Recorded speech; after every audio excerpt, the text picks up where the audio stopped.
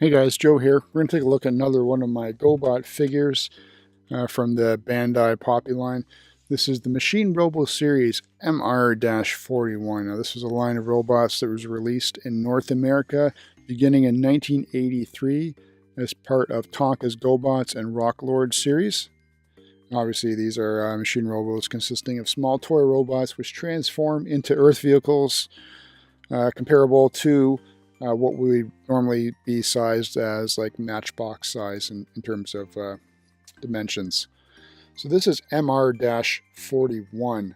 Now this guy here, he's an Apache Robo, an AH-64 Apache, and his Gobot name is known as Wrong Way if you were to see him in the Gobot series.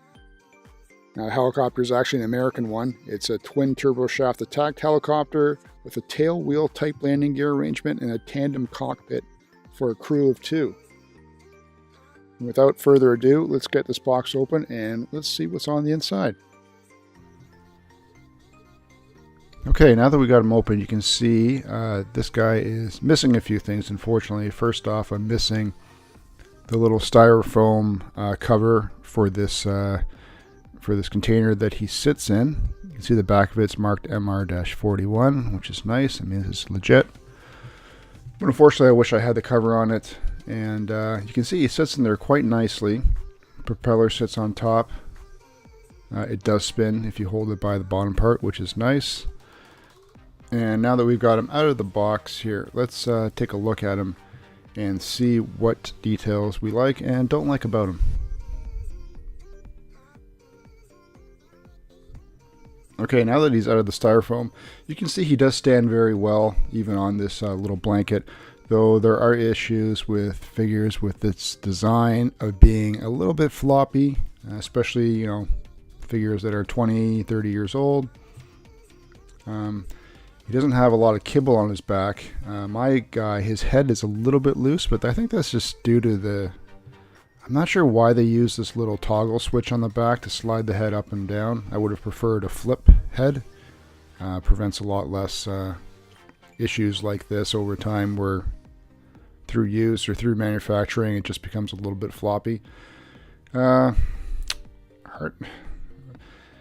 to say about this guy here? His aesthetics, you know, are as good as they can be. I guess especially for the time period in terms of design. You can see his arms.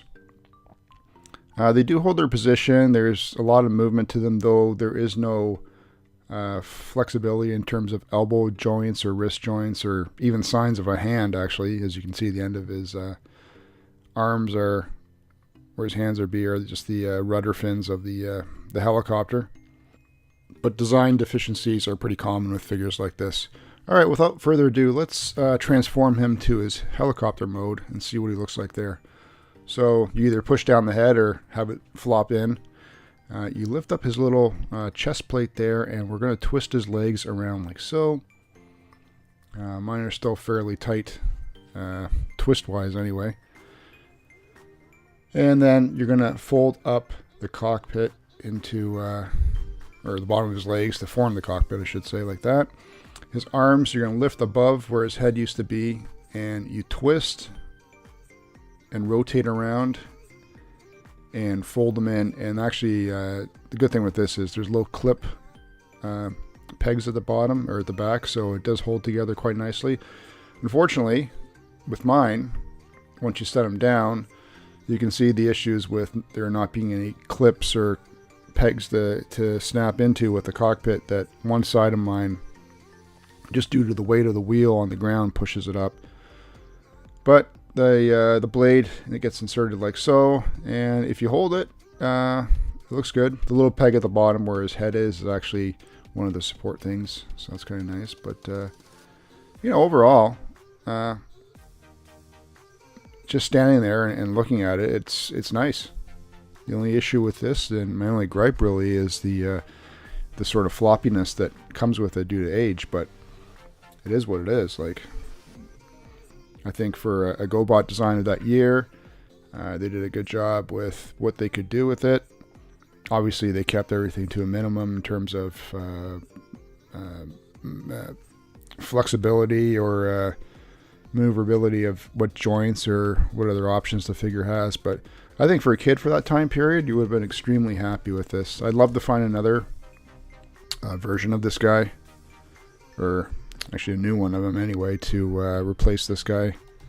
Like I said, he's decent in terms of just looking at him and so, but the floppiness, it really is a stickling point with me. Needless to say, though, I do recommend picking him up. I am a fan of the Machine Robo / Gobots line. I think you would like this guy if you found one that was tight. It is a really good figure. I'd love to complete it in terms of getting the instructions and maybe just buying a whole new one. But I just wanted to say thanks again, guys, for tuning in and subbing and supporting the channel. I really appreciate all the comments everyone leaves.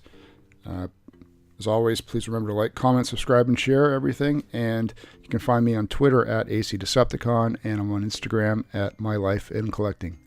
Take care, everybody. Be good to one another, and I'll see you again real soon.